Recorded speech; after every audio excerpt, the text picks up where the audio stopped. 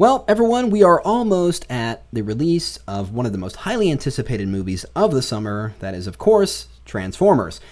Now, it doesn't open until next Wednesday, but I thought I'd go ahead and get a jump start and release the tutorial this week. In fact, it's going to be a two-parter. In fact, we're just releasing part 1 today, and then we will release part 2 next Wednesday, the day the movie opens. So what we're going to be doing is creating a graphic. It was actually I saw in one of the trailers.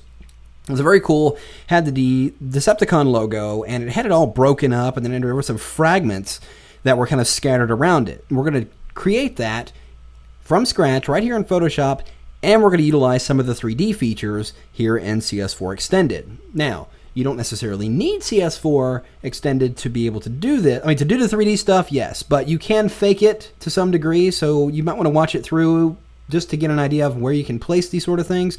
But we are going to utilize some of these 3D features in the second part of this tutorial. So we are going to begin this video by creating our Decepticon graphic face, which for the sake of time, I've gone ahead and created because we're going to be applying a lot of effects to this. And I just simply drew up my version of the logo. Now, of course, it's not exact, and for obvious copyright reasons, we can't copy it precisely.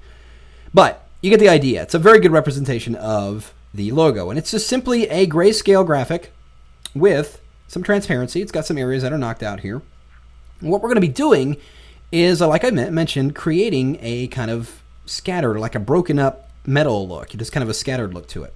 We're going to do that using a displacement map. We're going to have to create the elements that we're going to use the displacement map for in just a moment. But obviously, if you've seen the trailer, you know that the logo just isn't a flat colored shape like this. It's got kind of a brushed metal texture to it.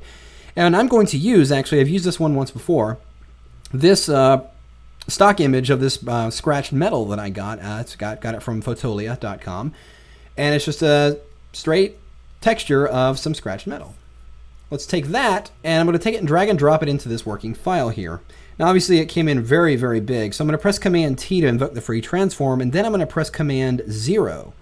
And that's going to expand the document out, showing the edges of that texture. So let's just go ahead and scale it in, and I'm scaling it in disproportionately by holding down my Option key and not using the Shift key to keep it in proportion. Just scale this down so it snaps inside the document. And then we'll press Enter. Now what I want to do is I want to generate the graphic, this graphic, from that brushed metal. Now I could go ahead and clip it inside there, but it's still 2 layers, and I need it to be 1 layer. So I'm just going to do this. With that texture layer selected, I'm going to hold down the Command key and select the shape here. Just click right on the icon of that shape layer that contains the logo, and it will load it as a selection. We're still highlighted on this metal layer, and I'm simply going to press Command-J, and it copies that graphic to its own layer. So we still have our original graphic layer right here, the texture layer, and the new layer that contains the graphic and the texture combined. Now, what we want to do is take this and, like I said, break it apart. We're going to run a displacement map on this to break it apart, but we have to first create that displacement map. So let's go ahead and create a new blank layer in this image. And we're going to make sure that our default colors are set to black and white. Simply press D on your keyboard if it isn't. And let's go ahead and fill this layer with a base color. I'm going to go ahead and press Shift-Delete, and we're going to go ahead and use 50% gray, and it looks cool. Then let's go into the filter menu and go down here to Render, and we're going to choose Fibers. Now inside here, you're going to set the variance to around 5, as you see right here, and we set the strength to around 10. And you can vary that. You can drop it a little bit. The strength is a little much. Maybe we'll take it down to 8, maybe. Now, you notice I zoomed out. If you don't like the distribution of the fibers as you see it, you can go ahead and click the Randomize button, and it will give you a different distribution of those fibers every time. So we'll just click through here until we get a variation of color that you want to get an even, contrast going through the image. Let's go something more like, we'll go with that. So that looks good. I'm going to go ahead and click OK, and there are my fibers. Now we're going to go into the filter menu and go to Blur and run a motion blur. And we're going to run it straight up and down along the grain of the fibers. So we're set the angle to 90%, or 90 degrees rather. And down here for the distance, we're going to set it to 100 pixels. All that is set, click OK. Now, going to go into the image menu and go to Adjustments and we're going to choose Posterize. Now right in here, it gives you a default number of 4, but we're going to push this to about 8. And you know what? Let's go down even lower, about 7. What does 6 look like? Yeah, I think I like 6. We're going to go ahead and stick it with 6 and click OK. Now, it is still a grayscale image. Basically what it did is took those fibers and gave it the tones very definite edges, as you can see right here. So that looks pretty good. Now we're going to go in here to the filter menu again, and this time choose Distort Polar Coordinates. And you can see it's giving it a rounded, it's kind of wrapping it around the center, and that's exactly what we want by choosing Rectangular to Polar. And we'll click OK, and there we have the graphic. Looks pretty good. Now, I'm going to do a couple of things to this. I'm going to go into the filter menu once more, and let's throw a sharpen on here. We're going to do an unsharp mask. And we'll set the amount to 100 and the radius to 5, and you can see it really defines those edges a little bit better. It looks pretty good. Now, if the overall tone of this seems a little flat, you can always use your levels and just boost that contrast a little bit. But we're getting a nice variation of grays, whites, blacks, and this is going to really play havoc inside the displacement when we run it, and that's exactly what we want. We want this variation of things going on here. Now, the problem is, if we run this now, it's going to center this graphic, or it's going to center that effect, just like you see it here. I'm going to press Command-T to invoke the free transform and just drag that down a little bit to right about there. This way it'll put it right about the base of the logo there. If we drop this opacity slightly, you can see that it's putting that center right about toward the bottom of that graphic. In fact, let's bring it down a little bit further, right about there.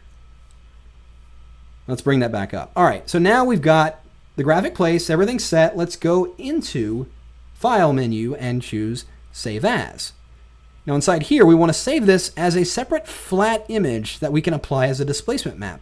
You do that by going in here and just unchecking layers. So it doesn't save layers, it's going to save a copy.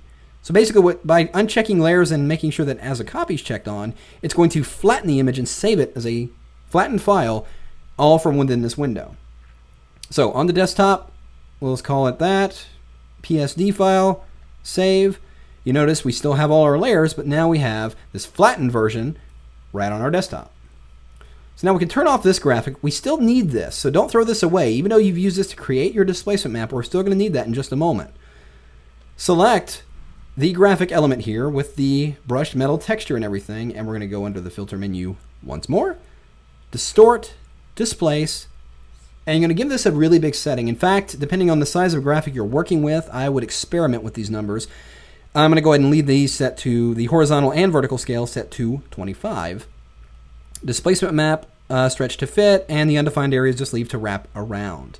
Click OK, and it's going to ask me to find a displacement map file, which is that very file we saved on our desktop. So we'll select that file, click Open, and watch what happens to our graphic. See, it just kind of broke it up, and it's right down there at the bottom. It almost has this kind of broken glass effect, almost like it's shattering. Now, it's not clearly defined. We've completely lost what the graphic originally looked like, and if it seems a little extreme, which in this case it may, just go there and lower the numbers. Let's go back in there. I just did a Command-Z to undo that, and let's bring this down to 20.